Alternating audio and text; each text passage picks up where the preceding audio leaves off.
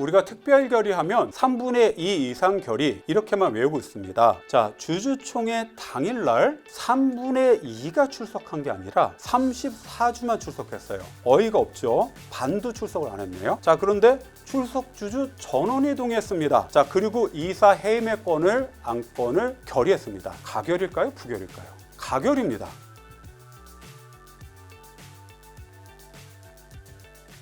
자, 우리 이제 보통결의 정족수 정확하게 말씀드릴게요. 보통결의 출석한 의결권의 과반수 그리고 동의한 숫자가 발행주식 총수의 4분의 1 이상이어야 돼요. 자, 그럼 어떤 분들은 여기까지 설명 들으면 아니 그 과반수 출석하고 과반수 동의하고 똑같은 것 같은데요? 이렇게 말씀하시는 분 계세요. 전혀 다릅니다. 전혀. 자, 한번 보겠습니다.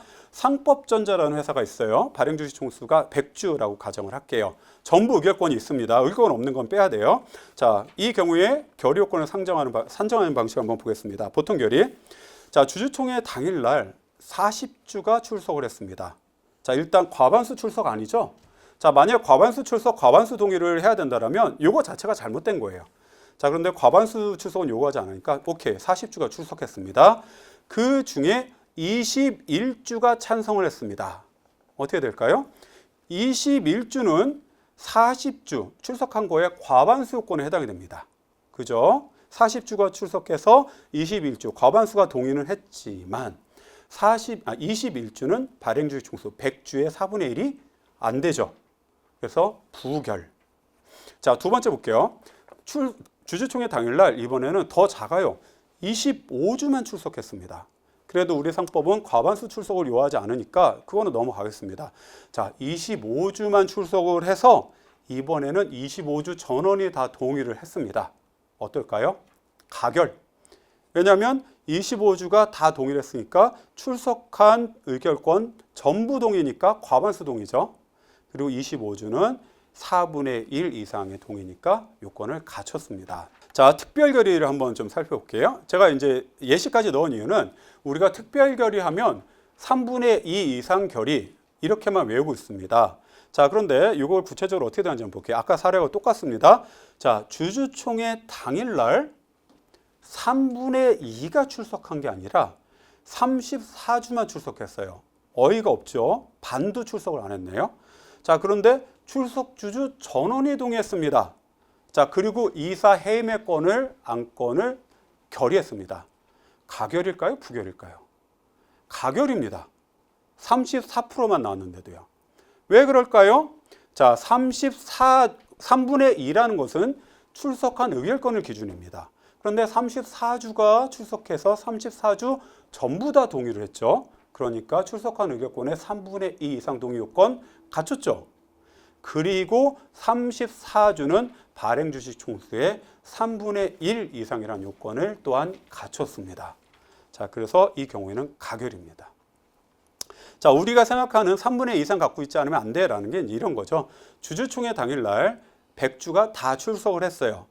많이 나왔네요. 그리고 이번에는 동의도 더 많이 했어요. 66주나 동의했어요. 어떻게 될까요? 이건 부결입니다.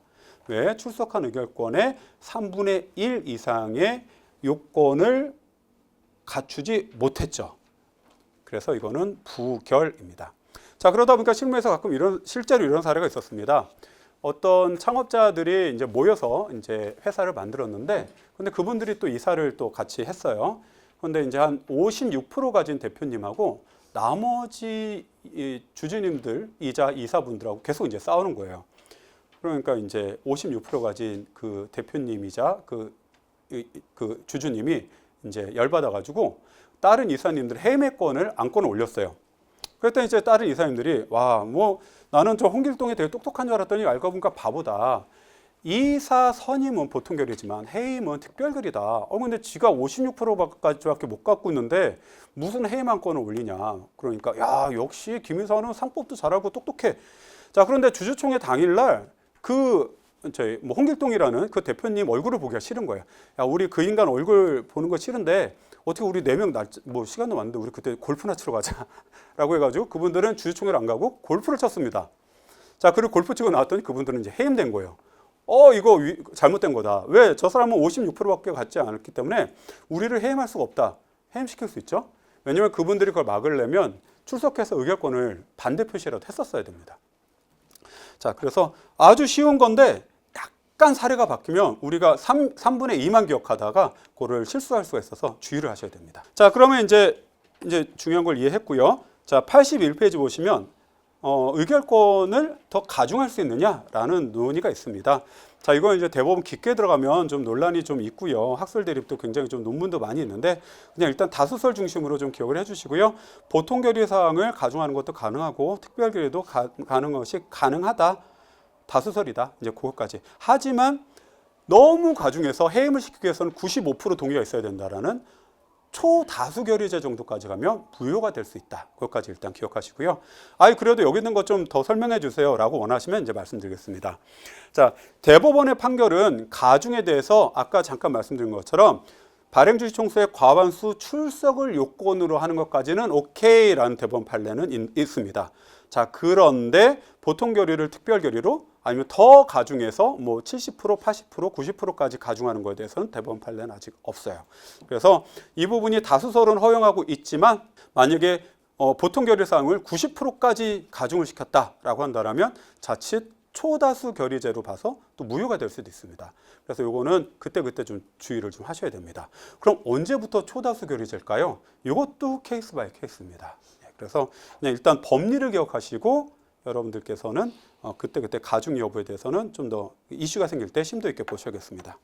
이건 초다수 결의제에 대한 이제 재미있는 이제 하급심 판결을 제가 소개를 했고요. 20년도 판결이고요. 전주지방법원 판결입니다. 이게 재밌는 게 2014년도 정기주총인데 그런데 결정이 나온 게 판결이 나온 게 2020년, 6년이 지나서 결정이 나왔죠. 되게 오래 걸렸습니다. 자, 이거는 이제 주주총회 무효라고 봤어요. 무효라고 봤기 때문에 요거는 사실 그 제소 기간 뭐 2개월 이런 제한도 좀 받지 않았죠. 자, 이 경우에 어떠냐면 이제 정관에 이런 내용이 들어갔어요. 정관 제30조 제2항을 보시면 당해 안건이 적대적 인수합병을 위한 안건임을 주총 소집 전에 누가 이사회 결의로 확인한 경우 이 경우에는 갑자기 그 정족수가 올라가는 거예요. 출석한 의결권의 90% 이상 그리고 발행주식 총수의 70% 이상의 수로 한다라고 올라간 거예요. 자, 이게 무효냐 이제 다퉈졌는데 전주지방법원은 이거 무효다라는 거예요. 첫 번째가 우리 상법은 초다수 결의제는 인정하지 않는다. 이게 좀 깔끔하게 써졌습니다. 두 번째, 설령 초다수 결의제가 허용된다고 하더라도 이 의결권이 올라가는 그 상황이 어떤 상황이냐? 적대적 인수합병이라는 거예요. 근데 적대적 인수합병인 것을 누가 판단하죠? 이 사회가. 자, 이 사회 판단으로 주주의 제한을 이렇게 하는 것은 이건 허용되지 않는다라고 해가지고 무효로 봤습니다. 자, 웬만하면 주주총회 결의는 취소가 많은데 이건 특이하게 좀 무효로 나온 사례입니다. 자, 주주총회 의결권을 산정할 때 아까 제가 잠깐 말씀드렸죠. 의결권이 없는 주식은 주주총회 결의 산정할 때 뺍니다. 자, 그래서 발행주식 총수에도 아예 빼는 게 있어요. 볼게요. 자, 위에 박스에 뭔가 되게 복잡하게 되어 있는 것은 그냥 법조문입니다. 예를 들어서 상법 제371조 제1항 총회 결의에 대해서는 344조의 3 상법엔 여기까지 있어요. 343조의 3 제1항 과 이렇게 되는데 그게 뭔지 또 찾아가기 복잡하잖아요. 제가 그래서 친절하게 여기 괄호로 해서 놨습니다. 저거는 의결권 배제 제한에 관한 총주식, 즉 무의결권 주식 또는 의결권 제한 주식, 그리고 369조 제2항, 이건 자기 주식, 그리고 제3호는 상호주, 이거는 어떻게 발행 주식 총수에서 아예 뺍니다. 그래서 만주를 발행했더라도 제1항에 해당되는 게 한 3,000주가 된다. 그럼 발행 주식 총수 1000주를 기준 계산하는 게 아니라 3000주를 뺀 7000주를 기준으로 4분의 1 요건을 확인하는 거예요. 아시겠죠? 자, 두 번째 2항은요 좀 재밌는 게 특별 이해관계 있는 주주. 아까 특별 이해관계 있는 이사 말씀드렸어요. 같은 로직입니다. 특별 이해관계 있는 주주는 안건에 대해서 의결권이 없습니다. 두 번째, 감사 선임 시에 또는 감사 이행 선임 시에는 3% 룰이 걸려서 의결권이 제한됩니다.